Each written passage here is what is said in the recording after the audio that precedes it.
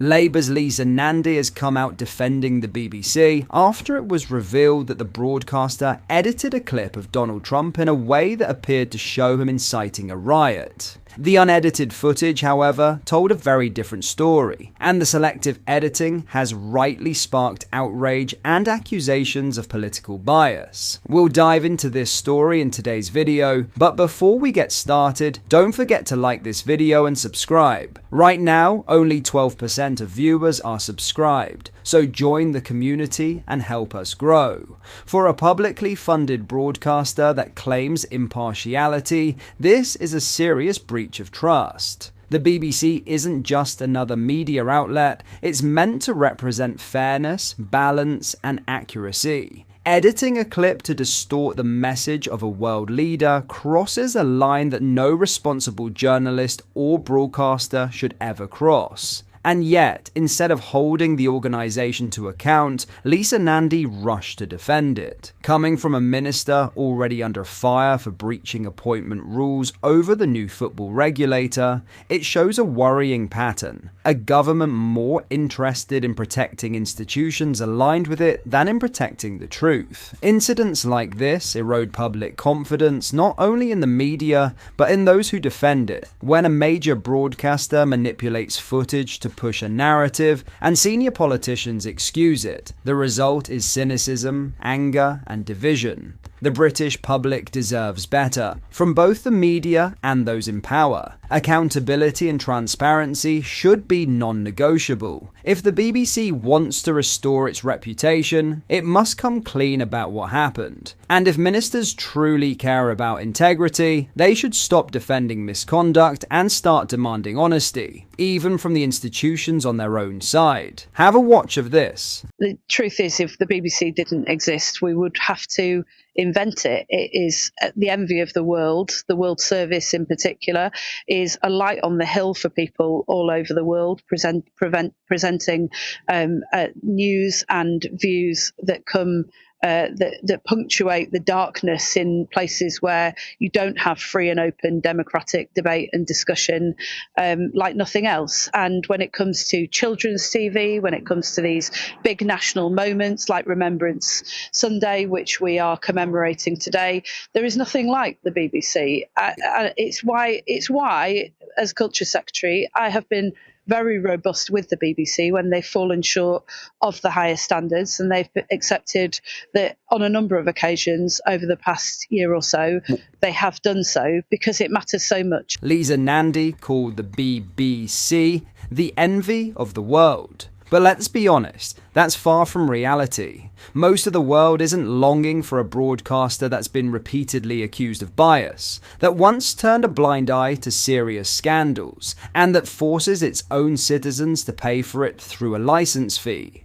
The BBC was meant to inform, not to manipulate, to serve the public, not the establishment. Yet time and again, it has chosen narrative over neutrality and protectionism over accountability.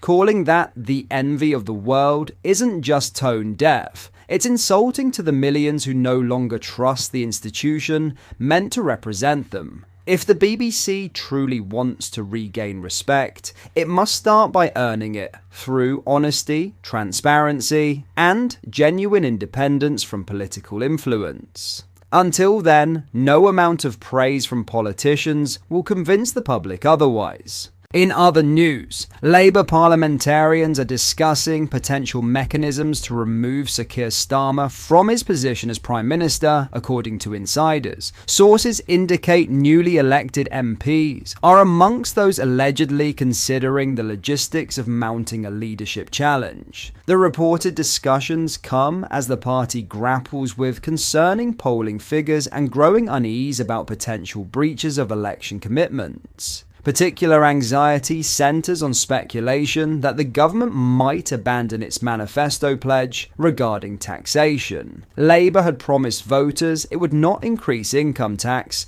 yet reports suggest this commitment may be under threat. The timing of these alleged discussions coincides with multiple challenges facing the Prime Minister following his return from the COP30 climate summit in Brazil. 4 MPs who had their parliamentary whip withdrawn in July Wednesday have been reinstated to the Labour fold. Neil Duncan Jordan, Chris Hinchliffe, Brian Leishman and Rachel Maskell were suspended after spearheading opposition to the government's welfare reform proposals. The quartet were welcomed back following negotiations with Chief Whip Jonathan Reynolds on Friday. Their rebellion had attracted support from over 100 Labour MPs who threatened to obstruct ministerial welfare changes, citing concerns about potential harm to disability benefit claimants. Miss Maskell, representing York Central, said she was Labour to the core and will always stand up for Labour values. She expressed gratitude for the restoration, stating, "I am grateful that the whip has rightfully been restored and want to especially thank all those who have been so kind to me over the last few months." An investigation has determined that Culture Secretary Lisa Nandy unknowingly violated governance regulations concerning public appointments. The breach involved her failure to disclose £2,900 in donations received from her chosen candidate to lead the new football regulator. Ms. Nandy has issued an apology following the probe's findings. The Conservatives have demanded that Sir Keir face additional examination by the government's ethics advisor, as he has also accepted donations from David Cogan. Meanwhile, Deputy Prime Minister and Justice Secretary David Lammy has attracted criticism over his response to an incident at HMP Wandsworth. A 24-year-old Algerian sex offender, Braham Kadour Sharif, was mistakenly released from the southwest London prison before being returned on Friday. Mr. Lammy faced condemnation for choosing not to acknowledge the error during Prime Minister's questions, despite having received briefings about the incident beforehand.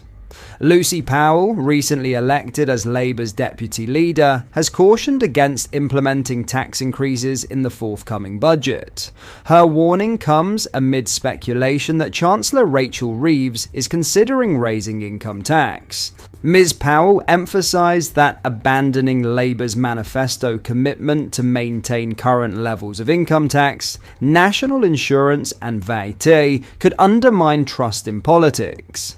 The party had explicitly pledged not to increase these taxes during the election campaign. Reports suggest Ms. Reeves is contemplating restrictions on tax-free pension contributions ahead of the November 26 budget. According to The Times, the Chancellor is planning to introduce a £2,000 annual limit on salary sacrifice arrangements for pension contributions before national insurance becomes payable. The November 26 budget has become a focal point for mounting speculation about potential manifesto breaches, with reports suggesting the Chancellor is considering various revenue-raising measures. These discussions have intensified concerns amongst Labour MPs about the government's commitment to its election pledges. The combination of alleged coup discussions, ministerial controversies, and fiscal policy uncertainty presents significant challenges for the Prime Minister. His return from Brazil coincides with multiple crises requiring immediate attention. The reinstatement of rebellious MPs, whilst potentially easing parliamentary management, occurs against a backdrop of reported discontent within the parliamentary party. The convergence of poor polling data, governance breaches, and budget speculation has created what some describe as the most challenging period since Labour's election victory. What are your thoughts on what we discussed in today's video? Let me know down in the comment section below. If you have not yet already, make sure you do drop a like on this video and subscribe to the channel for more British content. Thank you, take care, goodbye.